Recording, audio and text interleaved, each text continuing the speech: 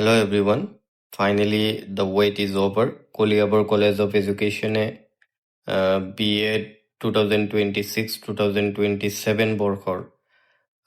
Admission notice ইতিমধ্যে publish কৰিলে। আজিয়ে পাব্লিছড হৈছে।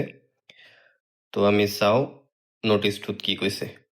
Applications are invited from eligible candidates who have qualified the SU B.Ed set for admission into 2 years B.Ed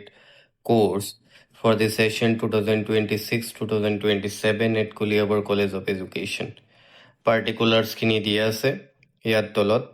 offline form issue and submission offline form issue কৰিব পাৰিব আৰু submission কৰিব পাৰিব কেতিয়ালৈকে 6 তাৰিখৰ পৰা 9 তাৰিখলৈকে ইনক্লুডিং সানডে ৰাতিপুৱা 10 বজাৰ পৰা আবেলি 4 বজালৈ তাৰপিছত publication of merit list and ৱেইটিং লিষ্ট আৰু মেৰিট লিষ্ট ওলাব 11 তাৰিখৰ পৰা 11 তাৰিখে ওলাব এডমিশ্যন ফ্ৰম মেৰিট লিষ্টৰ এডমিশ্যন হ'ব 12 তাৰিখে পুৱা 10 বজাৰ পৰা আবেলি 4 বজালৈকে এডমিশ্যন হ'ব তাৰপিছত যদি ৱেইটিং লিষ্টৰ পৰা এডমিশ্যন হয় বা আৰু কিবা ৱেইটিং লিষ্ট ওলায় তেতিয়া আপোনালোকক জনাম তাৰপিছত নোটাবেনটো চাওক মাৰ্কছ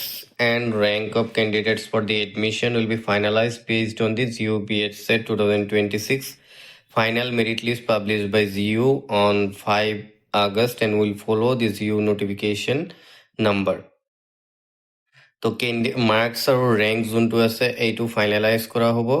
গুৱাহাটী ইউনিভাৰ্চিটিৰ যোনটো ফাইনেল মেৰিট লিষ্ট আছে তাৰ ওপৰতহে for OBC MOBC candidates must submit NCL certificate যদি OBC আৰু MOBC হয় আপোনালোকৰ NCL দিব লাগিব for EWS category candidates must submit the EWS certificate for financial year চলিত বৰ্ষৰ EWS category certificate লাগিব তো এইখিনি আছিলে বাকি আৰু বিতং তথ্য জানিবলৈ আপোনালোকে কমেন্ট বক্সত কমেন্ট কৰিব we will try to help you thank you আৰু এই ধৰণৰ ভিডিঅ' পাই থাকিবলৈ চেনেলটো সাবস্ক্ৰাইব কৰি ল'ব